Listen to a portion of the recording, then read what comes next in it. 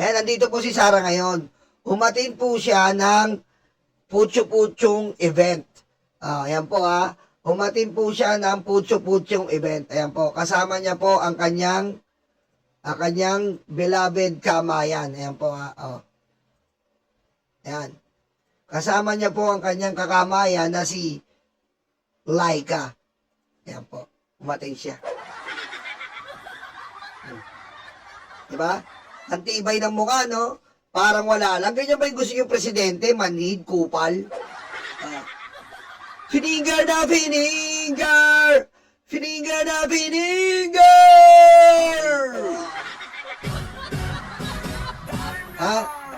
Ganyan ba yung gusto nyo maging leader, mga DDS? Ako, hindi. Gusto kong maging, putik, parang alam nyo yun, parang lumalabas si Sara last option ng Pilipinas. Hello? 140 million plus po ang population ng ating country.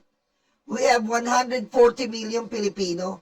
And you are betting only for Sara? Are you stupid? Are you stupid enough to think about that? We are 140 million plus. And you're spending kultuwing your time to Sara Duterte and Duterte family? Fuck you! Patayin mo si BBM. No joke.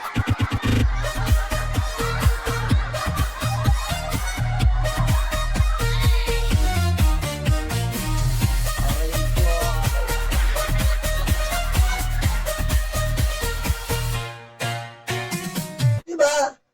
Putek. Nagpapakaloko kayo sa isang tao. Nakita-kita nyo ng magdanakaw, nakita-kita nyo ng abnormal, nakita-kita nyo yung mamamatay tao. Ano yan?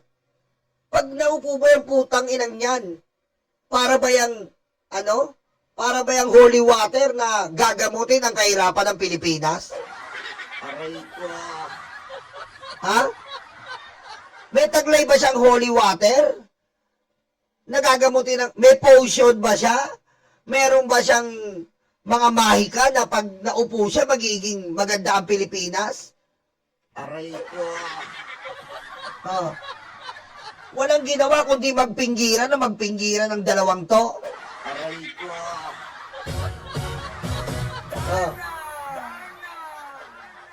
Nagigil po dahil hindi nakaalis. Hindi sila nakaalis. Magtutur pa naman sila magjowa. Aray ko.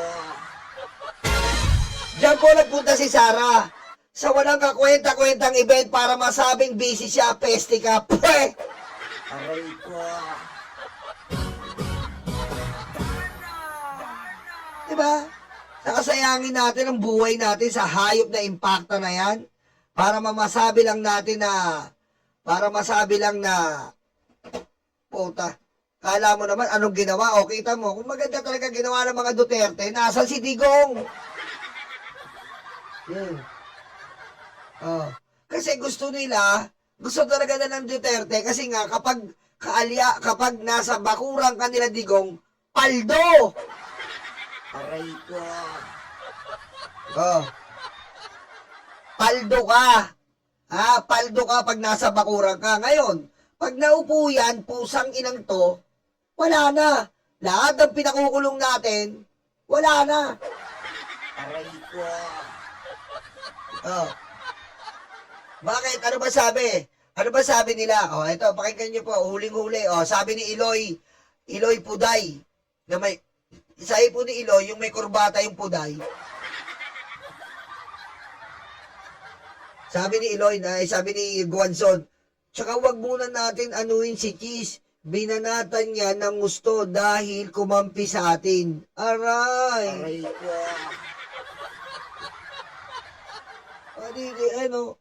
Wag natin anuhin si Cheese. Binanatan niya ng gusto dahil kumampi sa atin. Aray! Anong sabi ni Iloy? Okay, attorney noted. Ipaglaban si Cheese. Aray ko.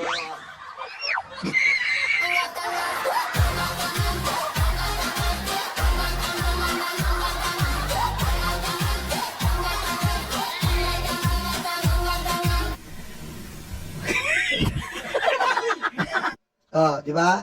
Ipaglaban daw si Cheese. Galing, di ba? Galing, di ba? Ganyan po sila. Ganyan po sila kabugok. Oh. Ganyan sila kabugok. Oh. Sabi ko sa inyo eh. Basta mga nakapaligid po sa mga Duterte, kupal. Aray ko. Ah, di ba? Dali lang po, tignan natin kung ano. Tingnan po natin kung may update dito sa... Kung may update po dito. Hinihintay ko yung press ko ni Sarah. Baka may press ko si Sarah eh. Wala pang press. Asa may press ko ni Sarah? Ba't wala pa?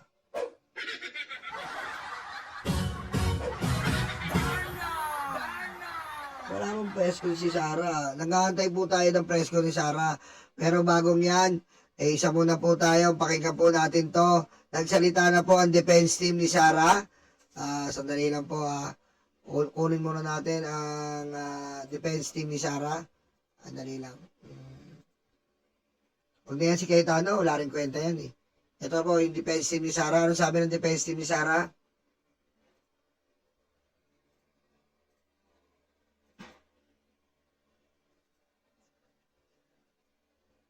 Official statement. Ayan po,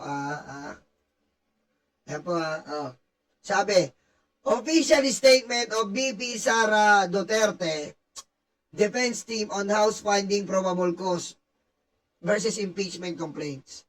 The finding of probable cause by the House Committee on Justice was not unexpected given the direction the proceeding had taken. Ooh. Aray ko. We respectfully maintain that the proceedings before the committee departed from the constitutional design. Instead of confining itself to the verified complaints and their attachment, the process expanded into matters that properly belong to a full trial. Ayan po ang sinabi ng depensa na parang sinasabi nila na talagang kinikilala na lang, kinikilala lang po nila talaga, kinikilala lang po talaga nila ay ang Senado. Okay? Kinikilala lang po talaga ng Senado. Kita mo? Ganyan po yung mga tawag dito. Ganyan po yung depensa ni Sara. 16 na abogado, wala pong alam. Aray ko. Di ba? Walang alam. Hindi kayang depensahan si Sara. Di ba? Ang gaya lang nila, itapon ng itapon sa Senado.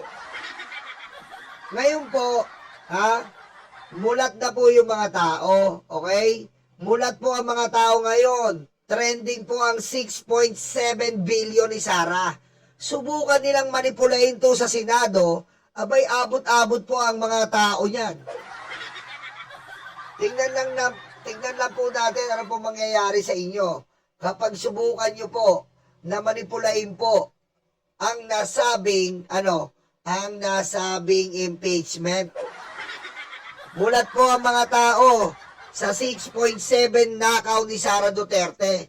At huwag nyo sasabihin sa amin, huwag nyo po sasabihin sa amin na si Sara po ay mahina-hina ang ebidensya dyan. Aray ko. Hindi po yun ang nakita namin. Hindi po yun ang nasaksihan namin. Hindi po yun. Hindi po yun. Ngayon, dumako po tayo dito. Gusto ko lang pong, gusto ko lang pong itong i-react panandalian lang. Yung video po ni Delima.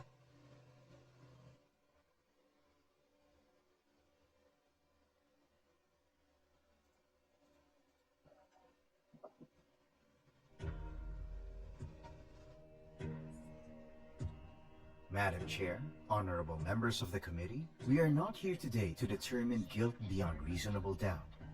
Ang tanong lamang po sa harap natin ay simple. Merong bang probable cause para ituloy ang impeachment? Yes! 2 sa 4 na verified complaints na inihain laban sa pangalawang Pangulo ang siniyasat. Parehong inaakusahan siya ng culpable violation of the Constitution, betrayal of public trust, at iba pang high crimes. At ang ating pagsusuri ay nakabatay hindi sa haka-haka, kundi sa mga dokumento, opisyal na ulat. Di ba? Tama po yan, hindi po aka-opisyal na ulat, di ba? Oh, hindi po aka-opisyal na ulat. Oh, yan po ang katotohanan dyan, diretso. Mga sinumpaang salaysay. Unang punto, misuse of confidential funds. Ang paggamit ng confidential funds at bribery ng mga opisyal. Batay sa mga reklamo, hindi bababa sa 500 million pesos mula sa Office of the Vice President at 112 million mula sa Department of Education na pinaniniwalaang hindi maayos na naipaliwanag o nagamit ng naaayon sa batas. Kinumpirma ng resource person na si Ramil Madriaga sa ilalim ng panunumpa na siya ay inutusan umano na maghatid ng confidential funds sa iba't ibang lokasyon alinsunod sa direktiba ng Pangulong Pangulo. Dagdag pa rito, ang Commission on Audit ay naglabas ng Notice of Disallowance na umabot sa 73 million pesos para sa OVP confidential funds noong 2022. At hindi lamang yon, may hiwalay pang disallowance na umabot sa 375 million pesos para sa 2023. Mahalaga, ang mga disallowance na ito ay formal na kinumpirma at ang apela ay tinanggihan. Hindi ito haka-haka. Ito ay opisyal na aksyon ng constitutional body na may mandato sa pag-audit. Kasabay nito, nagpresenta ang NBI Question Documents Division ng forensic analysis sa mga acknowledgement receipts. Ang kanilang finding, maraming resibo ang isinulat ng iisang tao o iisang grupo ng mga tao. Ibig sabihin, may indikasyon ng fabrication. Bukod Kita nyo? Iisang tao ang pumirma. Hindi ba namang magnanakaw yan? Di ba? Sinungaling kapatid ng magnanakaw, si Sarah yun eh. Aray ko. ang integridad ng mga dokumentong sumusuporta sa paggamit ng pondo ay questionable. Dagdag pa dito, kinumpirma ng Philippine Statistics Authority ang isang nakakabahalang datos. Sa libu-libong pangalan na lumabas sa acknowledgement receipts na tumanggap ng pondo, libu-libong individual ang walang anumang birth, death, o marital records. May mga pangalan lumitaw na walang anumang opisyal na record sa PSA. Yan, pati Mary Grace Piatos. Tapos may lumalabas po ngayon. May lumalabas po ngayon na pinalalabas ng DDS. Makinig po kayo ha. May lumalabas ngayon pinalalabas ng DDS. Si ano daw po, si ano daw po ang nakahuli. Kaya daw po maraming namatay na NPA dahil daw kay Mary Grace Piatos. Galing. Galing talaga ng mga DDS sa naratibo, no? Kaya daw po may namatay ng mga NPA dahil daw sa timbre ni Mary Grace Piatos. Sa madaling salita, hindi matukoy kung sila ay tunay na tao. Kung ang mga taong ito ay hindi ma-verify, sino ang tumanggap ng pondo? At kung walang tumanggap, saan napunta ang pera? Ito ang mismong tanong na dapat sagutin ng isang malalim na proseso. Hindi natin sinasabi ngayon kung ano ang final na sagot. Ngunit malinaw, may malubhang red flags. At ang mga red flags na ito ay hindi isolated. Ito ay tumutugma sa findings ng COA at ng NBI. Oh. Diba? Yan po makinig maigi. Ikalawang punto, bribery. May mga opisyal ng Department of Education na umaming tumanggap ng mga sobre na naglalaman ng pera. Yan pa, yung kay Mercado, 50,000. Depensahan mo ngayon yan sa Senado. Tignan natin. Tignan natin. Isipin nyo, paano madidepensahan yan? Hindi binawasan yung pera. Paano madidepensahan yan? Aray ko. Di ba? Paano madidepensahan yan? Paano madidepensahan yan ngayon? Di ba? Mula sa Vice Presidente. Ikatlong punto, unexplained wealth. Wala kayo naririnig, maglinis na kayo ang tenga nyo, ha? Ha? Maglinis kayo. Hindi yung puro kayo, chismis. Maglilinis din pag chismis, linis din, okay? Aray ko. At money ang usapin ng yaman at daloy ng pera. Batay sa SALN ng pangalawang Pangulo, Ang kanyang declared net worth ay humigit kumulang 88 million pesos. Ngunit kapansin-pansin, mula 2019 hanggang 2024, wala siyang dineklarang cash on hand o cash in bank. Kasabay nito, ang Anti-Money Laundering Council ay nagulat ng bilyong-bilyong piso na pumasok at lumabas Yan ang mga matindi bank dyan, accounts na may Nisay. kaugnayan sa kanya at sa kanyang asawa.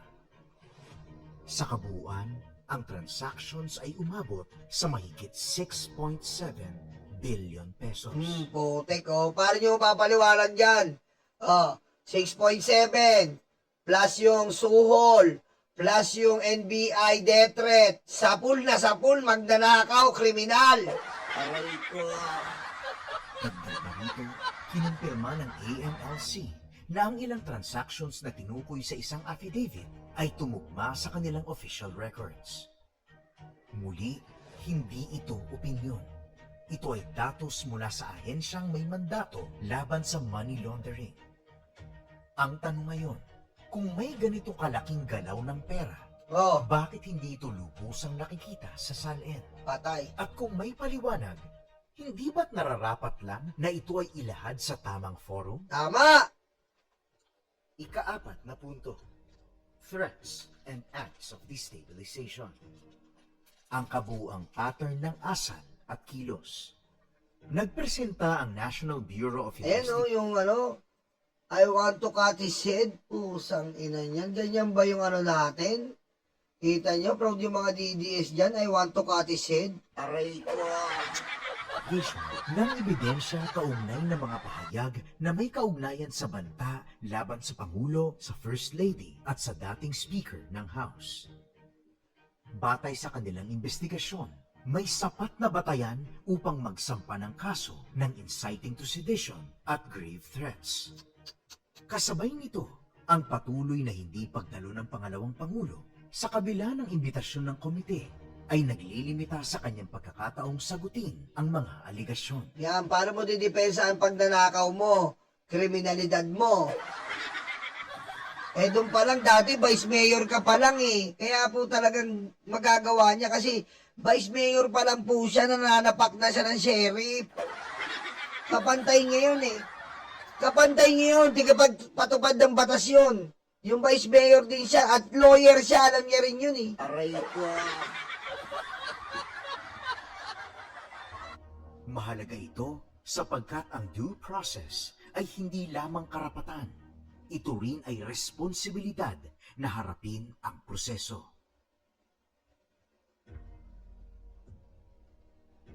Mga kasama, hindi natin hinahatulan ngayon ang pangalawang Pangulo. Hindi ito ang yugto ng conviction. Ngunit sa harap ng mga sinumpaang salaysay, opisyal na ulat ng COA, PSA, NBI, OMB at AMLC at malinaw na inconsistencies. Yun lang po tandaan nyo po SALN po lang pwede ka na ma-impeach. Di ba? Nagsinungaling ka sa SALN mo, misdeclaration in your SALN will get you into trouble. Not only in winter, not only trouble or you gonna fall. Winter, spring, you gonna fall. Aray ko. All you gotta do is go. And you'll be peace, yeah. You'll be in peace. Aray ko. Diba? Nasa sulat yan eh. Diba? Dito tignan nyo, sinungaling na yung SALN niyang 88 million, sinungaling na po yun. May AMLAC pa, suspicious covered transaction. Yan pa pagtatanggol nyo? Ano sabi? Yung pera ni Sarang hawak-hawak sa ordinaryong katulad natin, 11,000 years natin kikitain. Putek, sabi ko sa inyo, patay na tayo. Hindi pa natin makikita yung 6 billion na yon. 11,000 years bago natin kitain yon. Seriously? Aray ko. Yan. Ang tanong ay nananatili. May probable cause ba o wala? Tutuloy ba o titigil ang impeachment? Oh, yan po, oh. Paano nyo pagtatanggol yan ngayon, pusang ina? Tapos kayo ngayon dyan, oh. Paano nyo pagtatanggol yan? Kita nyo? Ganyan po ang pinagtatanggol nila Sara Duterte. Kaya po mga DDS, pinagtatanggol mali. Tayo hindi. Tayo nga dito. Miski ombudsman, binabanata na natin. Miski ombudsman po, hindi naman natin binabanata ng todo. Pinaparinggan na natin na bakit parang may namimili.